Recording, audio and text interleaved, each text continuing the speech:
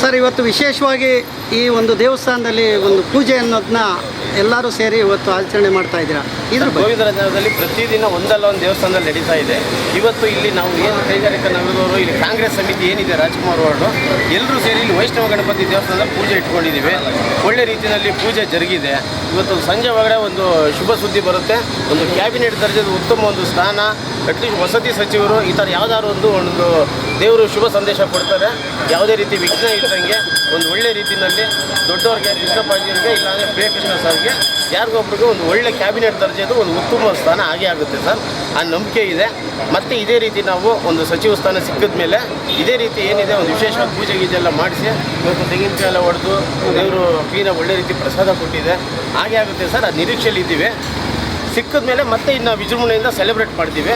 ಕಾಯ್ತಾ ಇದ್ದೀವಿ ಸರ್. ಅಲ್ಲ, ಈ ಒಂದು ಇವತ್ತಿನ ದಿವಸದಲ್ಲಿ ಒಂದು ಸುದ್ದಿ ಬಂದಿಲ್ಲ ಮತ್ತೆ ಸರ್. ಇವತ್ತು ಈಗ ನಾವು ಪೂಜೆ ಈಗ ನೋಡಿ ಪ್ರತಿದಿನ ನಡೀತಾ ಇದೆ ಪೂಜೆ. ಇವತ್ತು ಇಲ್ಲಿ ಒಂದು ವಿಭಿನ್ನ ಪೂಜೆ ಜರುಗಿದೆ. ಸಂಜೆ ಒಳಗಡೆ ನಮ್ಗಳಿಗೆ ಶುಭ ಒಂದು ಸಂದೇಶ ಬಂದೇ ಬರುತ್ತೆ ಸರ್. ಈ ಮೊದಲನೇ ಒಂದು ಏನಿದೆ ಮೊದಲನೇ ಸಾಲಿನಲ್ಲಿ ಹಾಗೆ ಆಗುತ್ತೆ. 10 ಜನ ಅಂತ ನಾನು ಹೇಳಿದ್ದಾರೆ, 10 ಜನ ಆಗುತ್ತೆ ಅಂತ ಅದರಲ್ಲಾಗುತ್ತೆ. ಇಲ್ಲಾಂದರೆ ಎರಡನೇ ಬಾರಿ ಅಂತೂ ಒಂದು ಉತ್ತಮ ಸ್ಥಾನ ಸಿಗುತ್ತೆ 100%. ಕಳೆದ ಬಾರಿ ಟಿಕೆಟ್ ವಂಚಿತರಾಗಿದೆ. ಈ ಸಲ ಆ ರೀತಿ ಇಲ್ಲ, ಉತ್ತಮವಾದೇ ಸಿಗುತ್ತೆ. ಇಡೀ ನಮ್ಮ ಬರೀ ಗೋವಿಂದರಾಜನಗರ ವಿಜಯನಗರ ಅಲ್ಲದಲ್ಲೇ ಕರ್ನಾಟಕದಾದ್ಯಂತ ಅವರು ಒಂದು ಹೆಚ್ಚಿನ ಸೇವೆ ಮಾಡ್ತಾರೆ. ನಮಗೇನು ಸಿಕ್ಕಿದೆ ಅಭಿವೃದ್ಧಿ ಪಥದಲ್ಲಿ ಏನು ಸಾಗ್ತಾ ಇದೆ ಈಗ ನಮ್ಮ ಒಂದು ಏರಿಯಾ, ಅದು ಬೇರೆ ಕಡೆ ಎಲ್ಲ ಕಡೆ ಆಗಲಿ ಅಂತ ಆಶೆ ಪಡ್ತೀವಿ. ಒಳ್ಳೆ ರೀತಿ ಜರುಗುತ್ತೆ ಸರ್. ಒಂದು ವಸತಿ ಸಚಿವರು ಒಳ್ಳೆ ಸ್ಥಾನಮಾನ ಬರುತ್ತೆ. ಆದಷ್ಟು ನಮ್ಮ ಪ್ರಿಯಕೃಷ್ಣ ಸರ್ಗೆ ಆಗುತ್ತೆ ಅನ್ನೋ ಒಂದು ನಂಬಿಕೆ ಅಂತೂ ತುಂಬ ಬಲವಾಗಿದೆ ಸರ್. ಅದಾದಷ್ಟು ಕೆಲವೊಂದು ಗಂಟೆಗಳ ಕಾಲದಲ್ಲೇ ಇನ್ನು ಜರುಗುತ್ತೆ ಸರ್. ಅದು ಮತ್ತೆ ಬೇರೆ ನೀವು ಏನಾದರೂ ಬೇಡಿಕೆಗಳನ್ನ ಇಡ್ತಾ ಇದ್ದೀರಾ ಸರ್? ಬೇರೆ ಅಂದರೆ ನೋಡಿ, ಒಂದು DCM ಸ್ಥಾನನೋ, ಗೃಹ ಮಂತ್ರಿ, ಒಂದು ಲೋಕೋಪಯೋಗಿ ಇಂಧನ ಸಚಿವರು, ಕ್ಯಾಬಿನೆಟ್ ದರ್ಜೆದೊಂದು ಪೋಸ್ಟ್ ಕೊಡಿ. ನಿಮ್ಮಿಂದ ನಮ್ಮ ಸಾಹೇಬ್ರು ಏನಿದ್ದಾರೆ ನಾಯಕರು, ಅವರಿಬ್ಬರಿಂದ ನಿಮ್ಮ ಒಂದು ನಾಯಕತ್ವಕ್ಕೆ ಹೆಚ್ಚಿನ ಗೌರವ ಸಿಗುತ್ತೆ. DK ಶಿವಕುಮಾರ್ ಸರ್ಗಿರ್ಬೋದು, ಅವ್ರಿಗಿರ್ಬೋದು. ಆಮೇಲೆ ಮೊದಲನೇದಾಗಿ ಇವತ್ತು DK ಶಿವಕುಮಾರ್ ಸರ್ ಸಂಜೆ ಅಧಿಕಾರ ಸ್ವೀಕಾರ ಮಾಡ್ತಾ ಇದ್ದಾರೆ ಸರ್. ಇಡೀ ನಮ್ಮ ಎಲ್ಲರ ಪರವಾಗಿ ಅವರಿಗೆ ಅಭಿನಂದನೆಗಳು ಸರ್. ಮತ್ತು ನೀವೆಲ್ಲ ಇವತ್ತು ಆ ಜಾಗಕ್ಕೆ ಹೋಗ್ತಾ ಇದ್ದೀರಾ ಸರ್? ಇಲ್ಲ, ಅಲ್ಲಿ ಕೆಲವೊಂದು ಜನಕ್ಕೆ ಮಾತ್ರ ಸೀಮಿತವಾಗಿ ಇದು ಮಾಡಿದ್ದಾರೆ. ಅಲ್ಲೆಲ್ಲ ಹೋಗಲ್ಲ.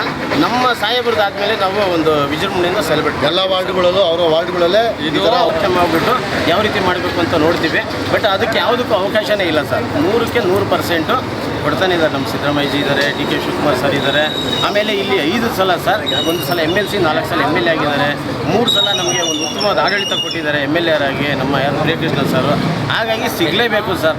ಮೊನ್ನೆ ಬಂದವ್ರಿಗೆ, ಯಾವುದೋ ಪಕ್ಷದಿಂದ ಬಂದವ್ರಿಗೆಲ್ಲ ಕೊಡ್ತಾ ಇದ್ದಾರೆ ಅಂದರೆ 20-25 ವರ್ಷದಿಂದ ಮಾಡ್ಕೊಂಡೇ ಬರ್ತಾ ಇದ್ದಾರೆ. ಅವ್ರಿಗೆ ಏನಕ್ಕೆ ಸಿಗಲ್ಲ ಸರ್? ಕೊಡಲೇಬೇಕಾಗುತ್ತೆ. ಅದು ನಾವೇನು ಇಲ್ಲಿ ಒಂದು ನೋಡಿ ಒಂದು ಬೇಡಿಕೆ ಇಡ್ತಾ ಇದ್ದೀವಿ, ರಿಕ್ವೆಸ್ಟ್ ಮಾಡ್ತಾ ಇದ್ದೀವಿ ಅಷ್ಟೇ. ಮುಂದಿನ ದಿನಗಳಲ್ಲಿ ಆ ಬೇಡಿಕೆ ಅನ್ನೋದು ಆಗ್ರಹ ಅನ್ನೋದಾಗುತ್ತೆ, ಒಂದು ಆದೇಶ ಅನ್ನೋ ರೀತಿ ಹೋಗುತ್ತದು. ಅದಕ್ಕೆ ಬರೀ ನಮ್ಮ ಕಾರ್ಯಕರ್ತರು, ಒಂದು ಮುಖಂಡರುಗಳು, ಅಧ್ಯಕ್ಷಗಳು ಈ ರೀತಿ ಮಾತ್ರ ಇಲ್ಲ ಇಲ್ಲಿ ಬೇಡಿಕೆ ಇಡ್ತಾ ಇರೋದು. ಇಡೀ ಗೋವಿಂದನಗರ ಜನತೆ, ವಿಜಯನಗರ ಜನತೆ ಕೂಡ ಕೇಳ್ತಾ ಇದ್ದಾರೆ, ಇನ್ನು ಯಾವಾಗ ಕೊಡ್ತಾರೆ. ಈ ಥರ ಒಂದು ಕರಪ್ಷನ್ ಇಲ್ಲದೆ ಇರೋ ನಾಯಕರುಗಳು ಎಲ್ಲಿ ಸಿಗ್ತಾರೆ ಅಂತ. ಇಡೀ ನಮ್ಮ ಕಾಂಗ್ರೆಸ್ ಸರ್ಕಾರಕ್ಕೆ ಇಡೀ ಬೆಂಗಳೂರಿನಲ್ಲಿ ಹೆಮ್ಮೆ ಸರ್. ನಮ್ಮ ನಾಯಕರು ಯಾವುದೇ ರೀತಿ ಕರಪ್ಷನ್ ಇಲ್ಲ. ಅವರ ಒಂದು ಸಹಾಯ ಆಗ್ತಾ ಇರ್ಬೋದು, ಪ್ರತಿಯೊಬ್ಬರಿಗೂ ಗೊತ್ತಿರುತ್ತೆ. ಇಲ್ಲಿ ಹೊಸದಾಗಿ ನಾವು ತೋರ್ಪಡಿಸ್ಕೊಳ್ಳಲ್ಲ, ಅವ್ರಿಗೂ ಅದು ಇಷ್ಟ ಆಗಲ್ಲ. ನಮ್ಮ ನಾಯಕರಿಗೆ ಒಳ್ಳೆಯದಾಗುತ್ತೆ ಸರ್. ಒಳ್ಳೆಯ ಒಂದು ಸುದ್ದಿ ಅಂತ ಬರುತ್ತೆ ಸರ್. Thank you sir. ಧನ್ಯವಾದ.